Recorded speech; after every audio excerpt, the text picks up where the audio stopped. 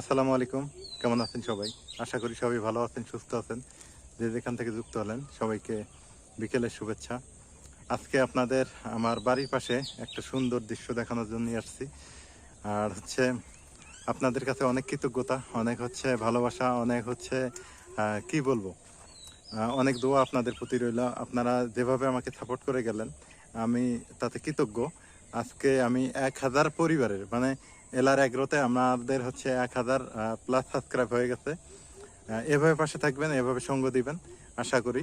আর যারা যারা অনুদানের ভিডিওগুলো মানে অনুদান দিতে চান, মানে গরিব দুঃখী অসহায় মানুষকে যে অনুদান দেন আমাকে, সেগুলো আমি এই চ্যানেলে আপলোড করব। এইটা আমার কথা। তো আপনারা হতাশ হবেন না যে ভাই এলার পরিবারে কেন দেন না। না, আসলে এলার পরিবারটা আমি আমার পারিবারিক ইউটিউব চ্যানেল, ওইটাতে আমার পারিবারিক কাজগুলোই থাকবে, আর এইটাতে এভরিথিং থাকবে। এইটার মধ্যে এভরিথিং পাবেন। তো আশা করি আপনারা বিষয়টা বুঝতে পারছেন। আর যারা সাবস্ক্রাইব এখনও করেন নাই অবশ্য করে দেবেন। তো চলেন আজকে একটু দেখি আমাদের গ্রামের বিকেলটা, একটু দেখি কত সুন্দর। মানুষ কুয়াকাটা যায়, কক্সবাজারে যায়। আমি বলবো না খারাপ ওগুলো জায়গা, ওগুলো অনেক সুন্দর জায়গা। কিন্তু আমার বাড়ির পাশে এত সুন্দর একটা সূর্য অস্ত যাওয়ার দৃশ্য, সবুজ প্রকৃতির মাঝ দিয়ে সূর্য অস্ত যাইতেছে, এই দৃশ্যটা বা কম কিসের? আমি তো মনে করি এটা কুয়াকাটা বা আপনার ওই কক্সবাজারের চাইতেও কম না। হয়তো বা বলবেন যে ভাই আপনার এলাকা বলে আপনি এত সুন্দর কথা বললেন। আসলে বিষয় এটা না, বিষয় আপনারাই খেয়াল করে দেখেন যে চারিদিকে কত সুন্দর শস্য উৎপাদন হচ্ছে, মাঝখান দিয়ে সূর্য অস্ত যাইতেছে, বিশাল কিছু। এটা শুধু আমার এলাকা না, আপনার এলাকারও এইরকম সবুজ প্রকৃতি আছে। আপনি একদিন খেয়াল করুন, লক্ষ্য করে দেখবেন, আপনার অনেক ভালো লাগবে।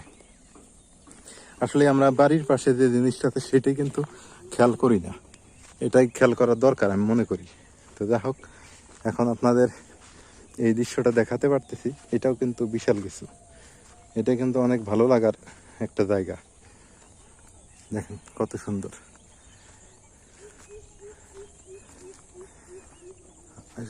আমাদের দেশটা হলো মানে কি বলে, আমরা সোনার দেশ। আসলে আমরা সোনা ফলাই। আপনি দেখেন তো এই জায়গাগুলোতে কি না হয়। এই পাশে ধান, ভুট্টা, গম, আলু, আপনার বাদাম থেকে শুরু করে মানে এমন কোনো কাজ নাই যে বাংলাদেশে হয় না। এমন কোনো শস্য উৎপাদন নেই। অন্যান্য দেশে দেখবেন শুধু গম হলে শুধু গমই হয়, ধান হলে ধানটাই বেশি হয়।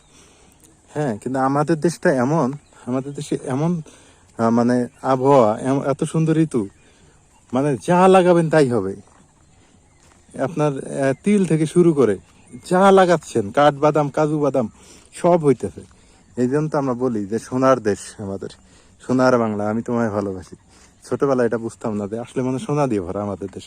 কিন্তু সোনা বলতে ওই সোনা না, সোনা এই এই প্রাকৃতিক সোনাটা।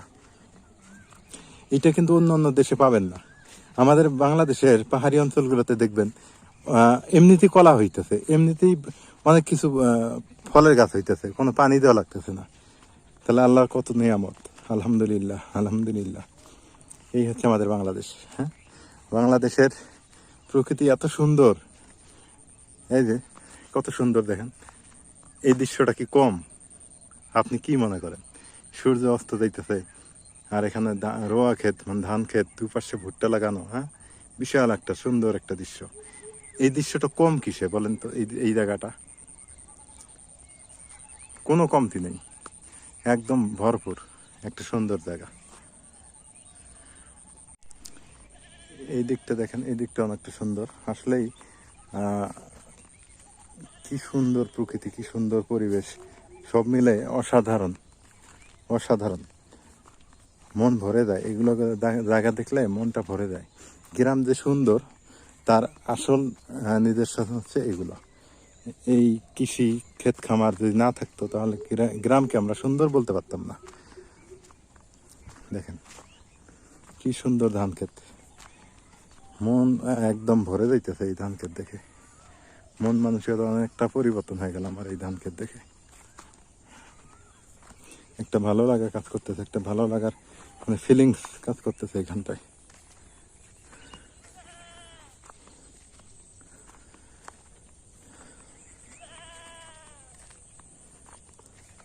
ছাগল এখানে বেঁধে রাখছে, কি সুন্দর, ছাগল ঘাস খাইতেছে মাঠের মধ্যে।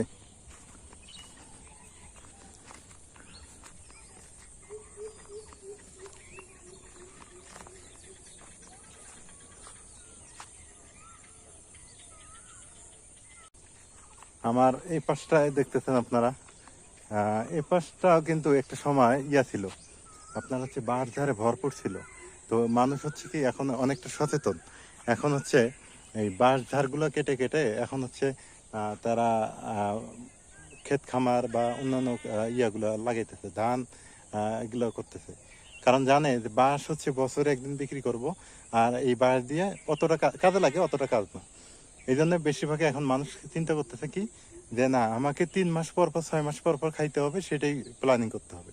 এই জন্য এখন মানুষ গম লাগাইতেছে, তারপর বাদাম, গম তো না, ভুট্টা লাগাইতেছে।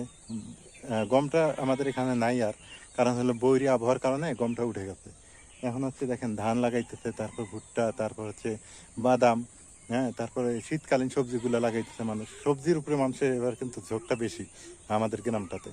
আর বিশেষ করে আমি একটু সচেতন করতেছি সবাইকে যে আপনার তো খাইতে হয়, প্রতিদিন সবজি কিনে খাইতে হয়, তাহলে আপনার যেটা খাইতে হয় সেটাই করেন, সেটা বেশি করে করেন। তাহলে মানুষের আপনি বিক্রি করে মজা পাবেন, মানুষ কিনবেও ভালো। হ্যাঁ, আমি এইভাবে কৃষককে মানে একটু উদ্বুদ্ধ করি। তো এবার আমার একটা বুদ্ধি শুনে আমার এক মামা মামি তারা এটা করছিল, কিন্তু তারা বলতেছে বাবা কথা ঠিক, যে একটা জায়গা থাকবে, ওইটার মধ্যেই আমি কিছু করব। একই সবজি লাগা মানে একই সবজি না করে একই ক্ষেতের মধ্যে মনে করেন বিভিন্ন প্রকার সবজি লাগানো। তাহলে আজকে এটা খেলাম, কালকে ওইটা খেলাম, পরশু এটা খেলাম। হুম। আর গ্রামে একটা বিষয় কি, পুকুর থাকলে মাছ নিজে উৎপাদন করা গেল, হাঁস মুরগি থাকলে নিজে মাংস খাওয়া গেল, শুধু গরুটাও নিজে লাগাইতেছি আমরা, হ্যাঁ, গ্রামের মানুষ। এই যে গ্রামের একটা সুবিধা, খাওয়া দাওয়ার কোনো টেনশন নাই। এই দিকটা কিন্তু মানুষের তো পেটের জন্য সবকিছু করা, তাই না? এইটার থেকে মানুষ আসলে আহ, কি বলবো, রেহাই পাইলে তাহলে তার আর কোনো টেনশন নেই। তো যাই হোক, দোয়া করবেন আমার জন্য, আমি যাতে এইরকম করতে পারি, কৃষি উদ্যোক্তা হতে পারি, এটা হচ্ছে আমার প্ল্যানিং। তো চলেন আরো কিছু দেখাই আপনাদের। অলরেডি কিন্তু ধান বের হয়েছে, দেখেন কিছুদিন পর ধান কাটাকাটি শুরু হয়ে যাবে, পাকা শুরু হয়ে যাবে, ধান বের হয়ে গেছে। দেখেন কত সুন্দর ধান, ধান ক্ষেত।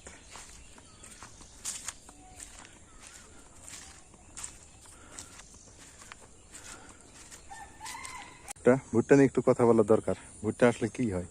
ভুট্টা দিয়ে বিস্কিট হয়, ভুট্টা দিয়ে হচ্ছে আটা হয়, যে কর্নফ্লাওয়ার আমরা যেটা বলি সেটা ভুট্টা দিয়ে কিন্তু হয়ে থাকে। আর ভুট্টাতে আরেকটা ব্যাপার হচ্ছে, ভুট্টার পাতা গরু খায়, ছাগল খায়, আর ভুট্টার যে ডাটাগুলো দিয়ে এগুলো কিন্তু লাকড়ি করে আবার জ্বালানি হিসেবে আমরা ব্যবহার করতে পারি। আর ভুট্টার উপকারিতার মধ্যে আর একটা ব্যাপার আছে, সেটা হচ্ছে কি জানেন, ভুট্টা দিয়ে কিন্তু এখন তৈরি হইতেছে আটা, এবং বিশুদ্ধ ধরনের আটা তৈরি হইতেছে, যে আটা আমরা খাই, আটা রুটি যেটা, পরোটা যেটা, ময়দা যেটাকে বলি, সেটাই করতে হইতেছে। তো ভুট্টারও উপকারিতা আছে। তো এই হলো ব্যাপার, কৃষিকাজের কোনোটা মানে ফেলনা নেই। যেমন কাঁঠাল খাইলে, কাঁঠাল খাই, কাঁঠালের চোষাটা আমরা কি করি, গরুকে খাওয়াই, কাঁঠালের বিচিটা ভেজে খাই। হ্যাঁ, এইরকম যে কাঁঠালের যেমন উপকারিতা, তেমনি এইটারও কিন্তু উপকারিতা। তো নেগেটিভলি ভাবার কিছুই নেই, ভুট্টার অনেক উপকারিতা আছে।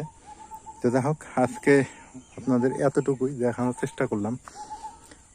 এই যে একটা করি ফুলের গাছ দেখতেছেন, এটাও উপকারিতা আছে।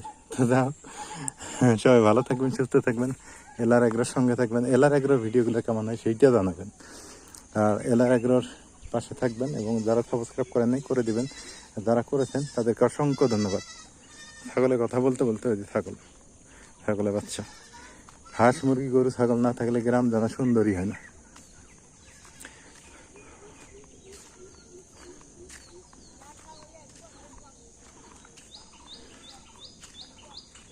আরেকটা ব্যাপার আপনাদের সাথে শেয়ার করি, এই দেখেন গ্রাম কাকে বলে। এখানে রাস্তার মধ্যে সিম ধরে আছে, সিম, এই যে সিম, কিন্তু একটা সিমও কেউ এখান থেকে উঠাবে না, কেউ না, যতই তরকারি না থাক। হ্যাঁ, তরকারি গ্রামের মানুষের অভাব হয় না। এই যে এটা কিন্তু রাস্তা, এটা মেন রাস্তা, কিন্তু সিম এখানে কেউ এখান থেকে একটা সিম উঠাবে না, ভুলেও উঠাবে না। এটি হচ্ছে গ্রাম। তরকারি পরে থাকবে রাস্তাঘাটে, কিন্তু কেউ হাত দিয়ে ধরবে না। আর এটা শহরে হলে থাকতো না। তো ভালো থাকেন, সুস্থ থাকেন। আজকে এ পর্যন্তই, দেখা হবে, কথা হবে। আর অনেকেই বলছিলেন ভিডিও বড় করার জন্য, ইনশাল্লাহ বড় করব। আর 10 মিনিটের পার হওয়ার চেষ্টা করব না, 10 মিনিটের মধ্যেই থাকবো ইনশাল্লাহ।